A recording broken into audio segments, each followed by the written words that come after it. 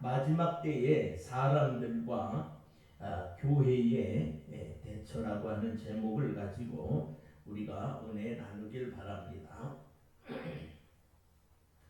어느 고등학교에서 이거 EBS가 이제 취재한 것이 나와 있는데 어느 고등학교에서 독서를 시켰어요.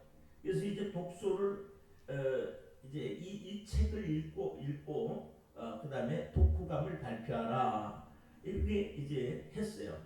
그랬더니 그 학생들이 나와서 발표를 하는데요. 야, 선생님이 깜짝 놀랄 정도로 너무 발표들을 잘하는 거예요. 이제 칭찬을 해주고 그다음에 이제 선생님이 물어봤어요. 이게 EBS에서 나온 거니까. 자, 그러면 책을 처음부터 끝까지 다 읽고 독후감을 발표한 사람 손 들어봐라 그랬더니 그 6, 70명 아이들 중에 한 몇 명밖에 안 되는 거예요. 그러면 반만이라도 읽고 독후감을 쓴 사람 손 들어봐라 그러니까 한 3분의 1 정도 손을 들더라는 거예요. 그 다음에 거의 그냥 조금 읽고 AI를 통해서 이렇게 컴퓨터를 통해서 뽑아서 발표한 사람 손 들어봐라 그랬더니 거의 아이들이 과반수 이상이 그러더라고요. 아예 책을 읽지 않고 그냥 AI가 뽑아준 것 가지고 발표한 사람 손 들어봐라 그랬더니 그게 또 3분의 1이 손을 들더라고요. 이게 실제적으로 지금 일어나고 있는 일인 거예요. 근데 거기에서 하는 말이 앞으로 사람들의 두뇌는 이제 점점 기계의 지배를 받을 로봇이나 AI 그 있겠죠. 그렇게 되어 간다는 거예요. 왜? 사람의 두뇌는 쓰지 않으면 머리는 자꾸 쓰지 않으면 발전하지 않는다는 거예요. 퇴화된다.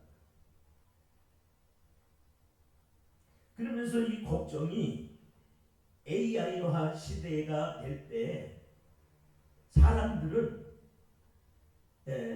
자기에게만 빠져서 이렇게 사람을 만나지 않고 틀어박혀 있어가지고 게임이나 그 다음에 어떤 자기 있고 아는 전문 분야 그거 외에는 더 이렇게 많은 걸 배우려고 많은 걸 알려고 하지 않는다는 거죠.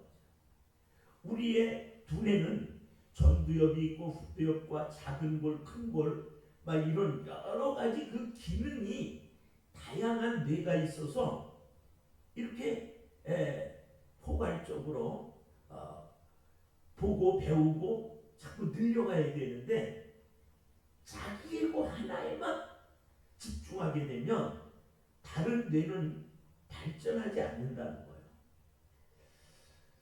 거예요. 그러면서 이제 EBS가 말하는 것이 참 우리 후세대가 걱정이다. 왜냐하면 그렇게 이 아이들이 사람다운 사회를 만들고 기계를 지배하며 살아가는 세상을 만들려고 한다면 첫째는 독서를 시켜야 된다. 그리고 이제 수학, 특히 계산하는 거 이걸 시켜야 된다는 거예요. 사람의 두뇌는 쓰지 않으면 안 돼요. 옛날에 우리 어른들이 그런 이야기를 해요. 야, 요즘 엄마 젖보다는 소젖을 먹고 자라는 애들이 참 이거 걱정이다. 이 소젖을 먹고 자라는 놈들이 서로 들이받고 싸우려고 힘으로만 하고 또 머리가 있는 놈도 남을 자기 그 머리 가지고 도우려고 하고 이러지 아니하고 막 그냥 동물의 세계가 된다.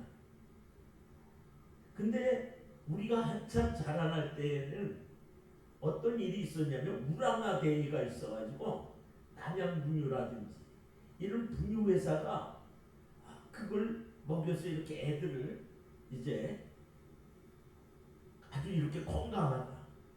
이제 저희 때는 배 나온 사람들이 참 부러웠던 시대잖아요. 그리고 애들도 막 이렇게 막 그래서 우량화 대회가 있었어요. 그래가지고 남양분유가 엄청 팔리는데 이때 이 분유가 매일 분유라든지 그 다음에 외국에서 들어온 이 다양한 분유가 키워낸 애들이 가만 보면 데모 시대에 그 아이들이란 참 이 우리는 그냥 지내왔지만은 거기에 딱 이유가 있다는 거죠. 그래도 우리 그 70년 80년대에는 이 미국의 가장 돈 많은 사람들이라든지 유럽의 기업가 중동의 부자들이 한국은 그래도 미래를 볼 때 소망이 있다고 많은 돈을 투자했어요. 그래서 워렌 피펫이라든지 골드만삭스라든지 한국에 많은 주식과 이런 것들을 투자를 했어요. 왜? 대가족 제도가 있고 가난하고 어려워도 그 어린 아이들에게 있어서 그 눈동자를 보면 맑고 막 뭔가 앞을 향해 나가려고 하는 그런 것들이 있었다는 거예요. 이 사람들이 그냥 투자하는 게 아닌 거예요. 그래서 한국을 보면 그 아이들이 막뭐 꾀죄죄하고 코도 흘리고 옷들도 보면 형편없는데 보면 어른들을 보면 지나가다가도 어른들을 보면 인사를 하고 이게 윤리 도덕적으로도 보면 그래서 이 한국은 미래가 있다. 그리고 대가족 속에 있어서 그 할아버지 할머니 어머니 아버지 어른들이 이 수저를 들어야 그 다음에 아이들이 밥을 먹고 또 학교에서 보면 선생님을 참 그렇게 존경하고 나 이 다음에 선생님 되겠습니다. 또 이런 어떤 것이 있어서 한국을 미래가 있는 국가라고 해서 그렇게 많은 돈을 투자했다는 거예요. 그런데 얼마 전에 이 리서치에서 나왔는데 요즘 아이들의 그 소망을 물어보니까 너 이 다음에 뭐가 될래? 그랬더니 전부 이 아이돌이라든지 뭐 이런 어떤 박수 받는 스타들만 된다는 거예요. 그리고는 그 게임 왕이 되거나 뭐 그런다는 거예요. 그러면서 이 아이들이 집 밖을 잘 안 나오려고 그런다. 그러면서 너 이 다음에 이게 실질적으로 이게 조사해 놨는데 그 일부 아이들 중에 너 이 다음에 어떻게 살 거냐? 그러니까 엄마 아버지는 돈이 없고 할머니 할아버지는 돈이 많으니까 할머니 할아버지로부터 사랑을 받아가지고 유산을 받는 것이 소원이 되는 거야.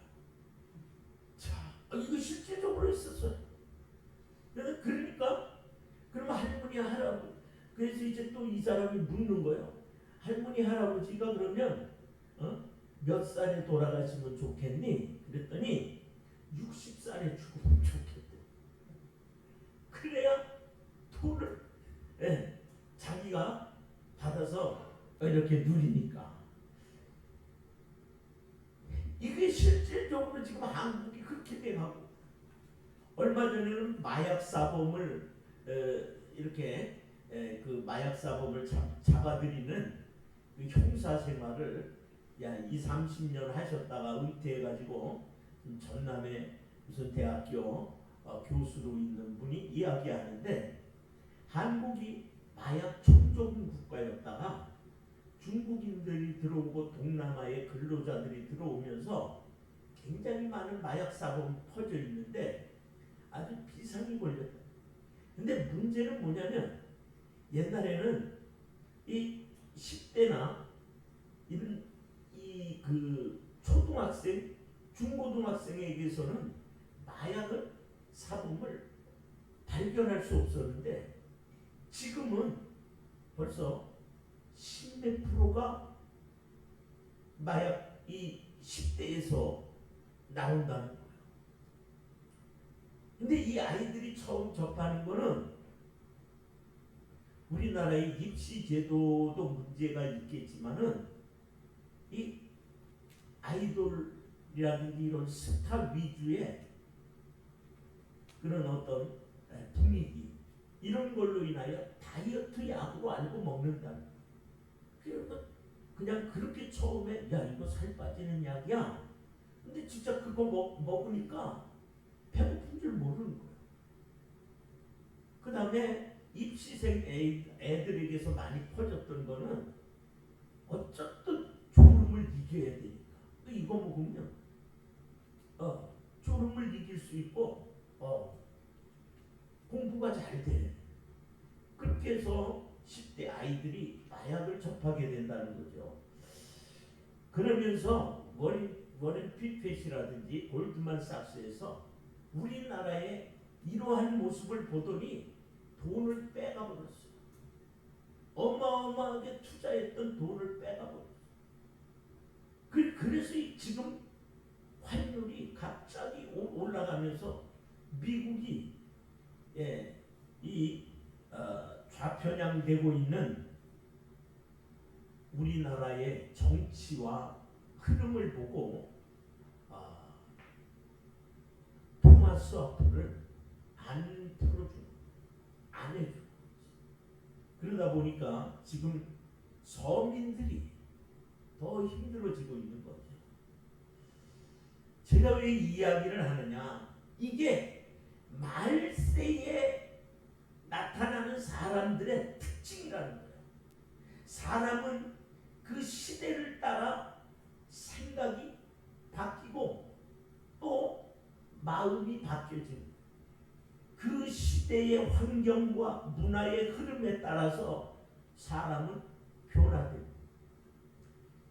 예전에 어떤 분이 그런 거예요. 아이들을 교육을 시키며 이스라엘 백성들은 왜 이렇게 초막절이라든지 이런 절기를 통해서 집을 떠나 바깥에다가 텐트를 치는 거예요. 초막을 치는 거예요.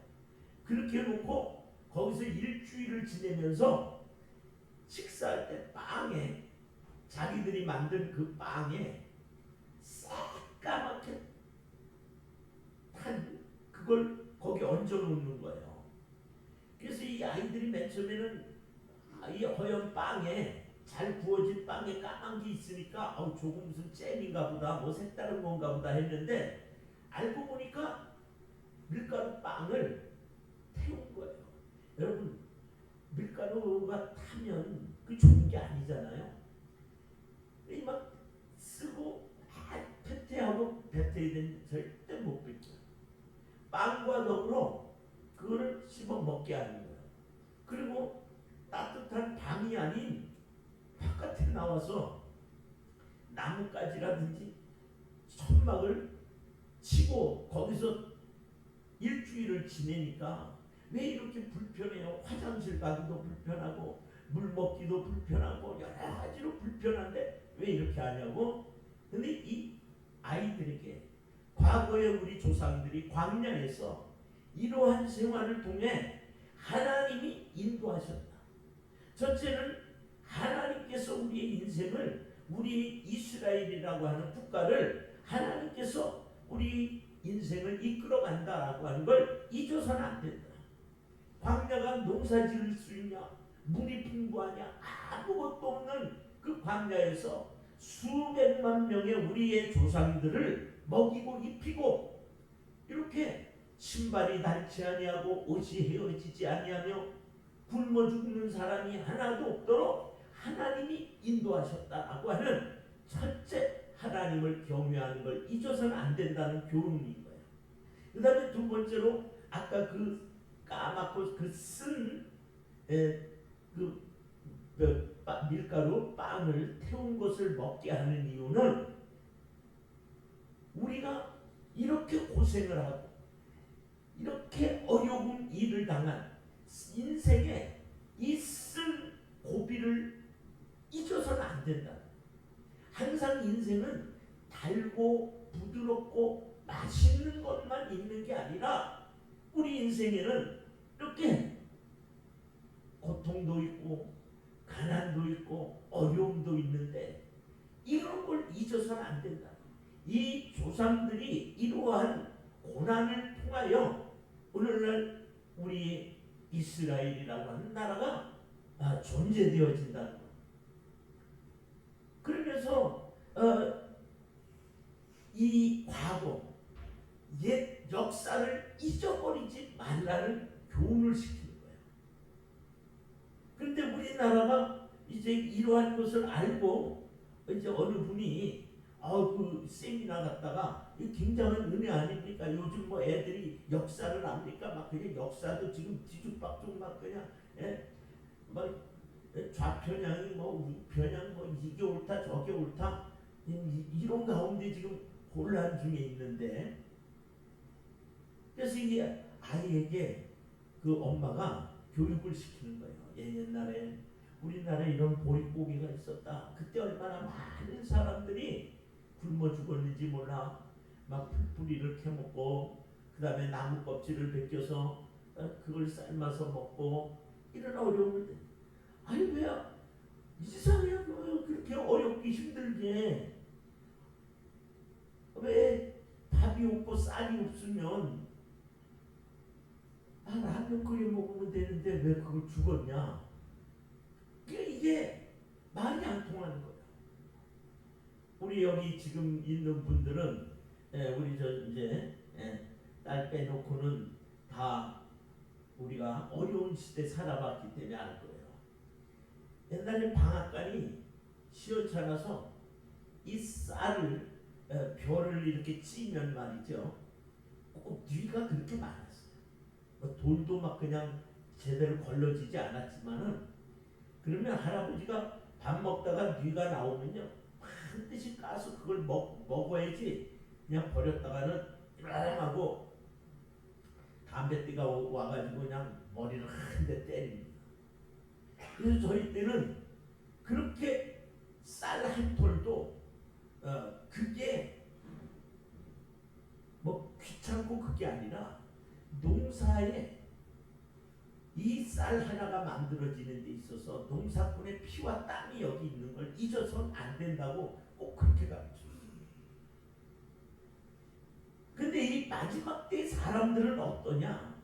여기 오늘 보니까 사람들은 이 마지막 때 이 배부르고 부족함이 모르는 시대에 태어난 사람들은 고생을 하고 어려움을 겪어온 사람들과 정신이 달라. 마음이 달라. 어느 나라든지 어떤 사람이든지 그 나라를 지탱해 주는 것은 그 나라를 이끌어가는 사상이 있어요. 또 신앙이 있어요. 저 중동 국가는 무슬림이라고 하는, 즉 우리가 이슬람교라고 하는 그 마음의 종교가 그 사람들을 하나로 묶어요. 그리고 그것이 사는 목적이고 존재 가치라고 배우는 거예요. 그것이 중동을 이제까지 그 사막과 광야에서 존재하게 하고 있어요.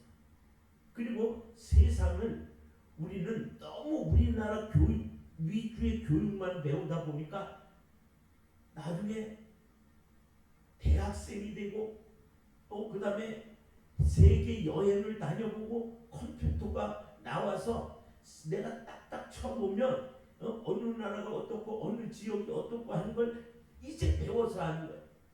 이런 것을 사실적으로 보면 머리가 한참 저걸 우리 초등학생 때 가르쳐 줘야 되는데 선생들의 지식이 너무 떨어지기 때문에 그렇게 크게 못 가르치는 거예요. 이 중동이라고 하는 나라는 진짜 사막 가운데 유목민이었어요. 그런 그들이 어떻게 저렇게 찬란한 문화를 일으킬 수 있었느냐. 그 나라를 존재하게 하는 사상과 신앙이 있었다. 이스라엘이라고 하는 나라는 우리나라 강원도 땅 크기만큼밖에 안 돼요. 실질적으로 인구도 350만에서 지금 500만 정도밖에 안 돼요. 이렇게 작은 나라가 어떻게 세상을 쥐고 흔들 수 있느냐? 여호와 하나님이라고 하는 철저한 하나님 사상, 하나님의 이 말씀, 성경의 이 말씀을 붙들고 그 나라는 언제라도 조국을 위해서 희생할 수 있는 정신을 어려서부터 가르치는 거예요. 그러니까 지금도 이스라엘 가면은 여군들도 이렇게 총을 메고 다 다니고 휴가를 가도 총을 가지고 간다. 그렇게 나라에 대한 애국심을 키워주는 그 나라를 붙들고 있는 사상과 정신이 있죠. 우리나라도 홍익인간이라고 하는 것을 어려서 배웠어요. 근데 요즘은 학교에서 이걸 잘 안 가르치는 것 같아요. 그 다음에 유교의 가르침이 있었어요. 군신이 무슨 이렇게 해서 참으로 우리 나라를 사랑해야 되고 이제 또 그 다음에 부모님을 공경해야 되고 친구 간에 부모유진해가지고 항상 이런 어떤 유교의 사상들을 가르쳐서 그것이 그나마라도 가르침이 중요했을 때는 우리나라가 윤리 도덕적으로 그래도 괜찮은 나라였어요. 그런데 이제 세상이 배부르고 부족함이 없고 외국에 나가서 이렇게 박사학위와 이런 것들을 받아가지고 온 사람들이 이 나라는 이렇다, 저 나라는 저렇다 이러며 나라의 자주정신을 자주자리 그래서 이것을 가리키던 박 대통령의 정신을 반대해서 박 대통령이 싫다, 독재다 그래가지고 그분이 내세우는 정책조차도 반대를 하다 보니까 이 국가가 미국 그러면 무조건 부러워하고 유럽 그러면 무조건 선진 굉장히 우리보다 윗단계에 있는 그런 사람들로만 보고 외국의 문물이라면 무조건 좋고 내 나라 것 다 안 좋다. 이런 사조가 흘러가면서 한국에 붙들어주는 홍익인간의 사상이라든지 그 다음에 그 국민의 윤리 도덕을 붙잡아주는 사상들이 무너져 버렸어요. 오늘 이런 때에 100여 년 전에 하나님의 말씀이 들어왔어요. 그러면서 이 기독교가 들어오며 우리나라가 급속하게 발전합니다. 물론 성경을 보고 세계사를 보면요. 기독교가 들어가는 하나님 예수 그리스도가 들어가는 그 나라는 깨어있고 선진국이 됐어요. 그래서 이스라엘에서 이 기독교가 유럽으로 건너가며 이 유럽이요. 옛날에 보세요. 바이킹, 영국 이 사람들 해적이에요. 도둑질하는 거예요. 게르만족 또 그 다음에 우리가 그 그리스와 로마의 스파르타크 전부 그냥 힘을 군대의 힘, 무기의 힘을 가지고 정복해 나가던 사람들이에요. 사람들이 기독교가 들어가면서 그 바이킹 도적과 해적의 나라가 신사의 나라로 바뀌어요. 그래서 옛날에 우리 학교 선생님이 그 나라가 어떠냐면 이 경찰이 이 두 놈이 톡 쫓는데 하나 잡아놓고 여기 동그라미 그려놓고 너 여기 있어. 그러면 거기 떠나지 않고 거기 있을 정도로 그렇게 바뀌었다는 거예요. 이 기독교가 들어가면 그 기독교가 들어가는 곳에 윤리 도덕이 회복되며 진짜 문화 혁명이 일어나게 돼요. 이 유럽에서 미국으로 들어가요. 미국의 역사는 그때 당시 200몇십 년 정도밖에 안 됐지만 세계의 1등 국가예요. 미국이 어떤 한 나라를 죽이겠다 그러면 그냥 죽어버릴 정도로 어마어마한 힘을 가졌어요. 이처럼 그 나라를 붙들어주는 신앙 그리고 사상이 있어요. 오늘날 우리는 이 마지막 때 사람들의 모습을 보면서 다시 한번 우리가 나 자신의 중심을 붙들어야 돼요. 그 옛날 어른들은 자꾸 아이들에게 가르쳐주고 선생님들도 애들에게 있어서 그 아이가 살아갈 수 있는 마음의 중심을 붙들 수 있는 정신을 가르쳤어요. 그래서 우리 때만 하더라도 책을 많이 읽어라, 위인전을 읽어라, 그리고 독후감을 발표하고 요즘 학교 선생님들 얘기하면 이 그 학교 선생님 직업의 기피 직업 중에 하나가 됩니다.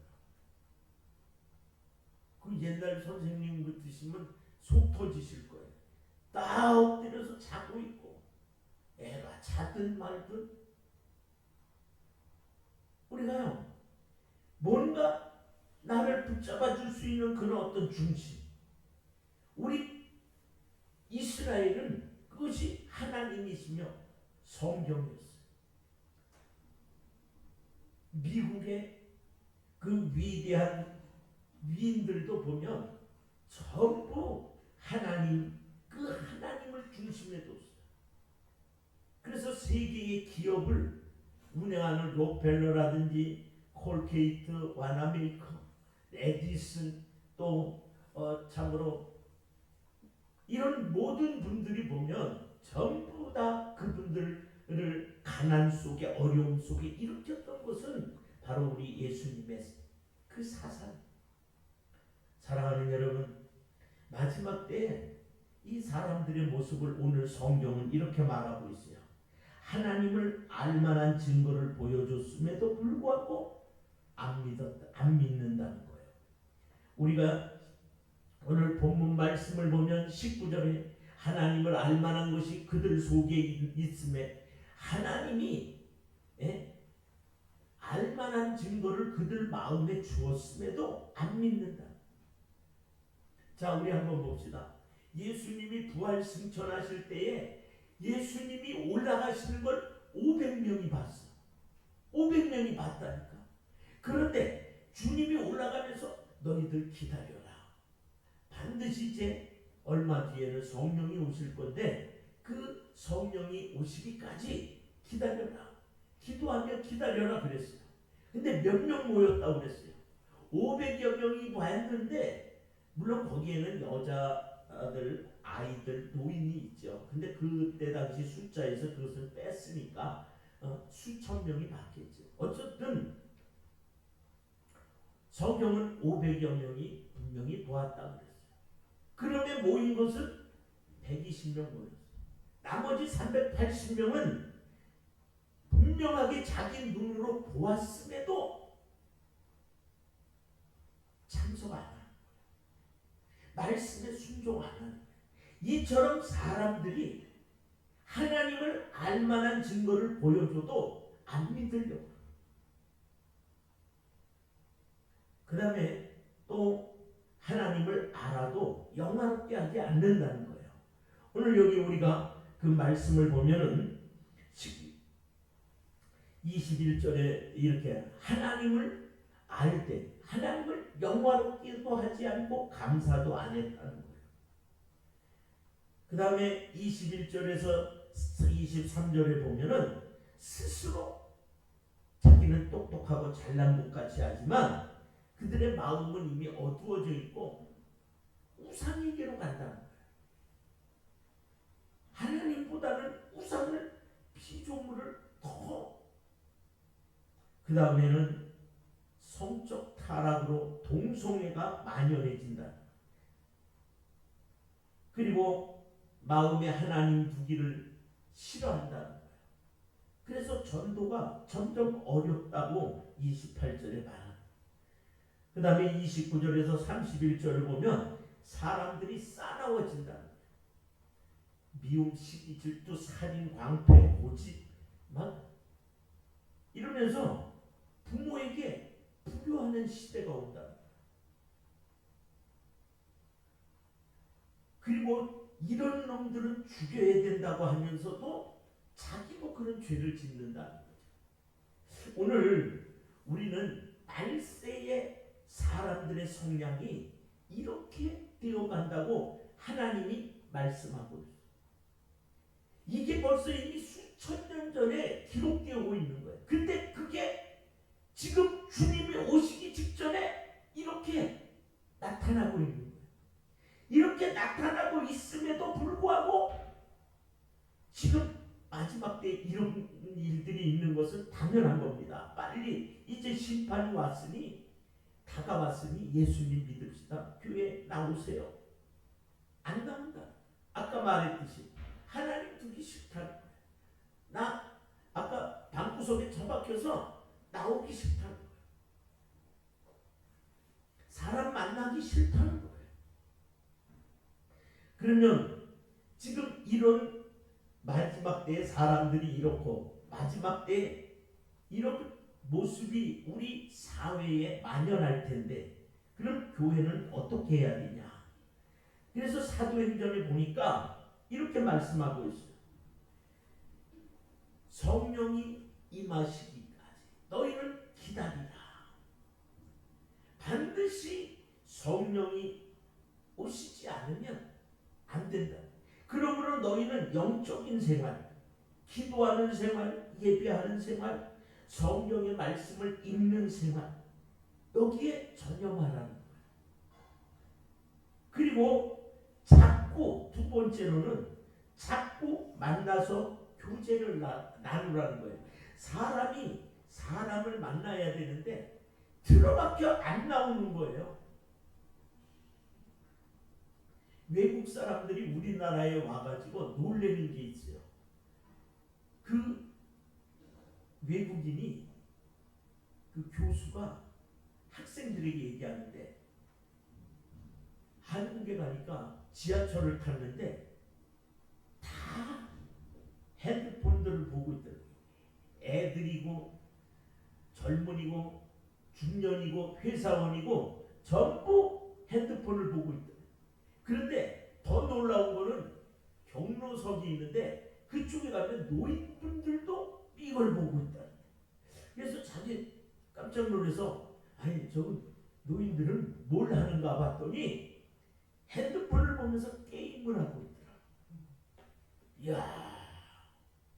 그러면서 한국은 이렇게 노인들까지도 우리 이 컴퓨터 시대 IT의 강국이라고 그렇게 가르치고 있더라. 이렇게 우리 사람들이 자기만의 세계 속에 빠져. 그래서 사람들이 말세에는 이기주의, 자기를 더 사랑한다는 거예요. 그 다음에 물질 만능주의, 이걸 만몬이라고 그러는데 여기 빠진다는 거예요. 그렇기 때문에 우리 사람들을 자꾸 끄집어내야 된다는 거예요. 자꾸 만나야 되고 불러내야 되고. 그리고 사도행전 2장 37절에서 47절 말씀을 보면 초대교회가 모이기에 힘쓰며 사도들의 가르침을 받았다. 이렇게 초대교회를 배우려고 했어. 근데 요즘은 배우려고 하지 않아. 오히려 나이 드신 분들이 더 배우려고 애를 쓰는 거예요. 그래서 그 요양원이든지 그 다음에 이렇게 그 지역 문화센터에 가면 젊은 애들은 없고 전부 노인들만 와가지고 이게 손주 손녀들 키우는데 이거 맞지 않으니까 이게 말이 안 되고 애들도 할아버지 할머니를 무시하는 거예요. 아이를 할아버지 할머니 집에 한 2달인가 이렇게 그 할아버지 할머니 집에다 맡겼대요. 예. 그랬더니 이 아이가 할아버지 할머니 집에 갔다 와가지고는 이게 이제 엄마 아버지한테 흉내를 내는 거예요. 아이고 다리야, 아이고 이게 비가 오려나, 애가 할아버지 할머니한테 갔다 보니 꼭 보고 배운 게 그거니까. 그리고 염소 이렇게 엄마가 이제 보고 이게 뭐니 그랬더니 이 염소라고 써있는데 양생이. 예. 할머니 할아버지들이 이 사투리를 쓰니까. 그러니까 사람은 이게 어려서부터 교육이 중요한데 오늘날은 사람들은 배우려고 하지 않는다는 거죠. 그리고 아까 말한 대로 머리 쓰는 걸 좋아하지 않는다. 그래서 우리 주님은 이때 사람들을 자꾸 만나서 끌어내라. 그리고 배우게 해라. 그래서 사도 바울은 디모데를 향해서도 내가 가기까지, 너에게 가기까지, 그게 에베소 교회거든요. 그게 내가 다시 에베소 교회 오기까지 너는 그들을 읽는 것과 그 다음에 권하는 것과 가르치라. 이렇게 말하고 있는 거죠. 그 다음에 우리가 이 시대에는 자기만 아는 시대이기 때문에 마음을 같이 하라는 거예요. 마음을 같이. 첫째는 예수님과 마음을 같게 만들어야 된다. 그 다음에 공동체에서 자기 주장보다는 그 공동체가 추구하고 나가려고 하는 거기에 마음을 같이 해야 된다. 오늘 우리 주님께서는 이 마지막 때 사람들이 이런 성량이 나타날 것인지 너희는 철저하게 영적 생활에 매진해라. 그래서 성령 받기에 힘써라. 기도하는 생활, 예배하는 생활, 그 다음에 말씀을 읽는 생활에 힘을 쓰라. 그 다음에는 자꾸 만나라. 그래서 건전한 교제를 해야 된다는 거예요. 우리가 혼자 믿을 때와 같이 믿을 때 전혀 다릅니다. 그 다음에는 마음이 같아야 된다. 오늘날 우리 한국이 단일 민족이라고 그랬는데 이제는 앞으로 우리는 뭐 다 살았습니다만은 앞으로의 시대에 단일 민족 없어져. 사랑하는 여러분, 이제 우리 오늘 이런 시대에 살고 있으면서 내 이 땅에서 내 자손들이 살아가야 할 나라인데 미래를 보고 걱정하는 그런 정치인들이 없어요. 우리 그전에 보면은 학교 선생님이 1년을 걱정하려고 1년을 바라보고 산다면 농사를 지어라. 그 다음에 10년을 바라본다면 나무를 심어라. 그러나 100년 대계를 내다본다면 사람을 키워라. 이렇게 가르쳤어요. 반드시 그 나라를 위해서라면 사람을 키워야 돼. 아이들의 교육에 힘써야 돼. 근데요, 여러분, 우리나라가요, 교육비가 교육비가 얼마나 많은지 아세요? 하다못해 우리 차 기름 넣는데도 교육세가 붙어요. 어마어마한 교육비가 걷어지는데 아이들 교육하는 데 들어가지 않았어요. 선생님들 월급, 학교 건물 짓고, 그 선생님들 해외 무슨 선진국 교육 보낸다는 데 쓰고, 아니 자동차 기름 넣는데 교육세가 왜 붙냐? 그런 저런데 뭐 하는데 다 교육세가 들어가서요. 걷어 들여가지고 선생님들 월급 두 달마다 보너스가 나오는데, 두 부부가 보니까 오래되신 분들 평균 한 두 부부가 1,000만 원 정도의 돈이 들어오는 거예요.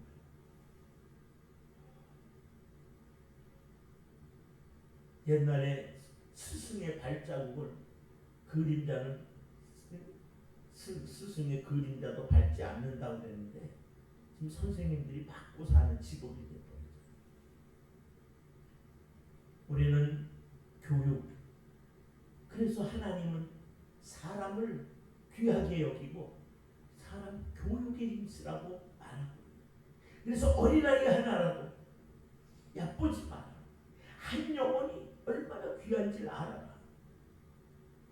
오늘 사랑하는 여러분, 말세의 사람들이 이렇게 하나님을 알면서도 영화롭게 하지 않고 스스로 자기를 더 사랑하고 잘난 척하고 부모에게 불효하고 성적인 타락에 이 동성애가 만연하고 하나님 두기 싫어하여 전도가 힘들어지고 이렇게 막 사람들이 툭하면 막 죽이려고 하는 이런 악한 시대에 우리는 성령의 기름 부음의 운동, 성령의 능력을 사모하고 말씀을 배워가며 한 마음은 그리스도 안에서 한 마음을 가지고 살아야 된다는 이 사실을 잊지 마시고, 이제 심판이 다가온 주님의 그 나라를 기다리는 여러분과 내가 되기를 주의 이름으로 축원합니다. 기도하겠습니다.